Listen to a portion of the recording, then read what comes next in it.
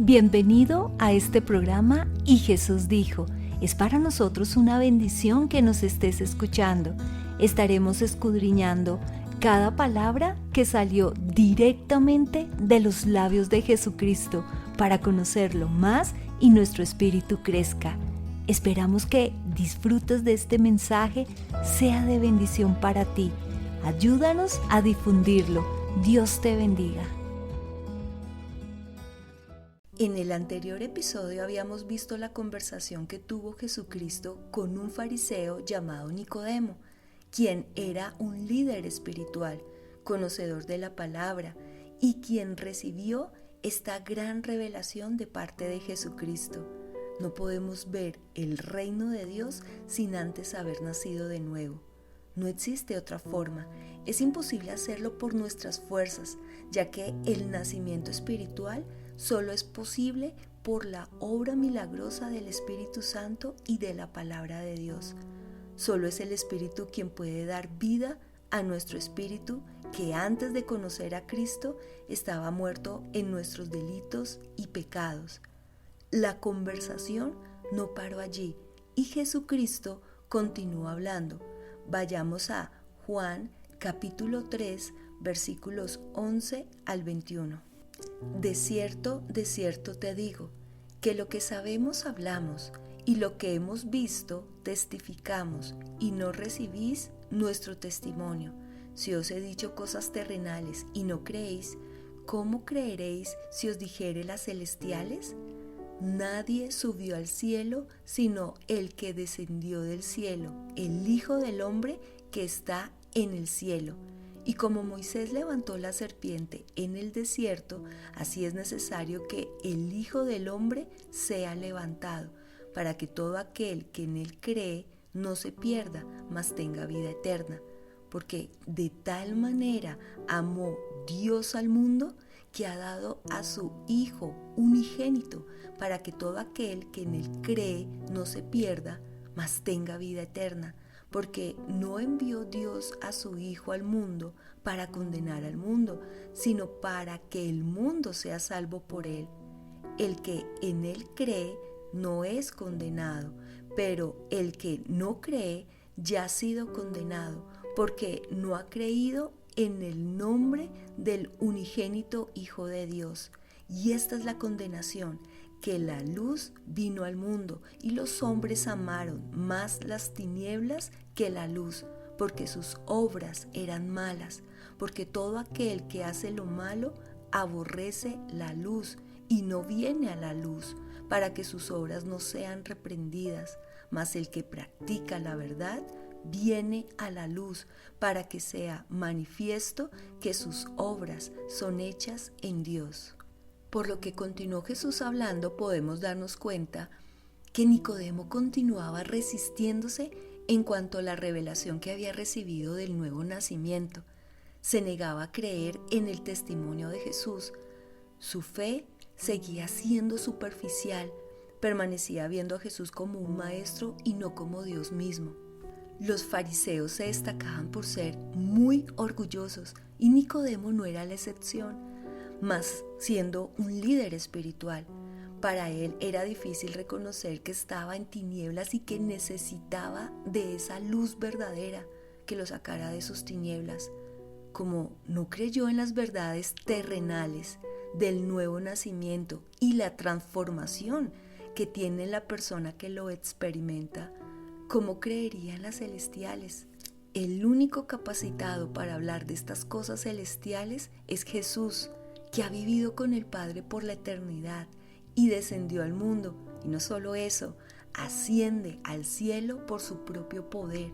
Y que como lo dice el versículo 13, que aunque en ese momento estaba en la tierra hablando con Nicodemo, al mismo tiempo estaba en el cielo, porque como Dios, Él está en todas partes. Esto es lo que se conoce como omnipresencia. Recordemos que en Cristo están las dos naturalezas, la divina y la humana al hacerse hombre. Es decir, Dios descendió del cielo para hacerse como uno de nosotros, pero sin pecado, para mostrarnos el camino que lleva a la vida eterna y salvarnos de la condenación. A partir del versículo 14, Jesús le expresó el objetivo por el cual vino a este mundo y lo hizo utilizando una ilustración del Antiguo Testamento que Nicodemo conocía muy bien. Es la que está registrada en el libro de Números, capítulo 21, versículos 5 al 9, que cuenta cómo el pueblo de Israel, estando en el desierto caminando hacia la tierra prometida, murmuró en contra de Dios y de Moisés, quejándose porque no tenían agua y también por el maná que descendía del cielo milagrosamente y era con lo que Dios los alimentaba. Esto provocó que Dios se enojara y enviara serpientes venenosas y muchos murieron por sus mordeduras. Moisés oró a Dios y el Señor, movido en misericordia, les provee un medio de salvación, ordenándole a Moisés que hiciera una figura de una serpiente en bronce, porque el bronce en la Biblia representa juicio, y la levantara en un asta sobre el campamento para que todo aquel que fuera mordido de inmediato mirara a la serpiente y ellos se sanaban milagrosamente. Quiero que te imagines la situación. Cuando eran mordidos, literalmente sabían que se iban a morir, que les quedaba muy poco tiempo de vida y no contaban con ningún antídoto para curarse del veneno. Y Moisés les dice, si quieren vivir, miren a la serpiente y tendrán sanación. Obviamente no se pusieron a pensar, ¿será que estoy listo? ¿Será que soy muy joven o muy viejo para hacerlo? No, de ninguna manera. Entendieron la urgencia de la decisión que debían tomar. Era cuestión de vida o muerte. Supieron que si querían vivir, tenían que mirar con fe a esa serpiente y cuando lo hacían, se sanaban. Nosotros estamos igual. Fuimos mordidos por el veneno del pecado que se está difundiendo letalmente por nuestro cuerpo. Es una muerte eterna garantizada. La serpiente que Moisés hizo es una imagen o cuadro de Jesús, que a pesar de no cometer ningún pecado, tomó nuestro lugar y llevó el juicio que nosotros merecíamos. Y así como la serpiente fue levantada en el desierto, de la misma manera era necesario que el Hijo del Hombre fuera levantado, es decir, crucificado o colgado en la cruz, para que se cumpliera el plan de salvación. ¿Y por qué el Señor dice que era necesario?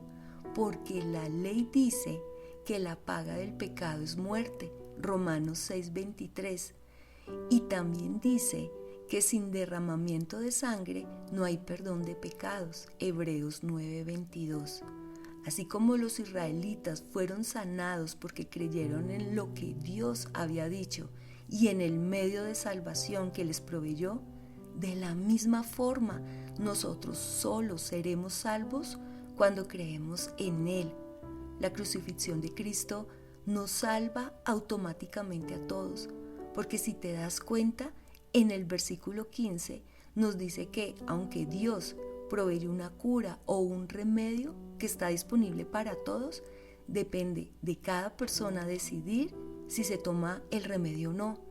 ¿Y cuál es la cura? Creer en Jesucristo. Es salvo todo aquel que en Él crea y mire con fe a Cristo levantado en la cruz del Calvario. Cuando lo hace, no se va a perder, sino que va a obtener vida eterna. Este mirar no es de manera intelectual ni religiosa, es mirarlo con todo el alma y el corazón, creyendo en su obra y en su redención. Es alzar nuestros ojos hacia el cielo, extendiendo nuestros brazos hacia Él y clamar por su auxilio, reconociendo nuestra impotencia y entendiendo que solo en Él hay salvación. Y la vida que Él nos da no es por unos años más, como sucedió con los israelitas, sino por la eternidad. Martín Lutero se refería al versículo 16 de este capítulo como el compendio de toda la Biblia, porque allí explica claramente el plan de salvación, pero lo más hermoso y destacable es el amor de Dios hacia la humanidad.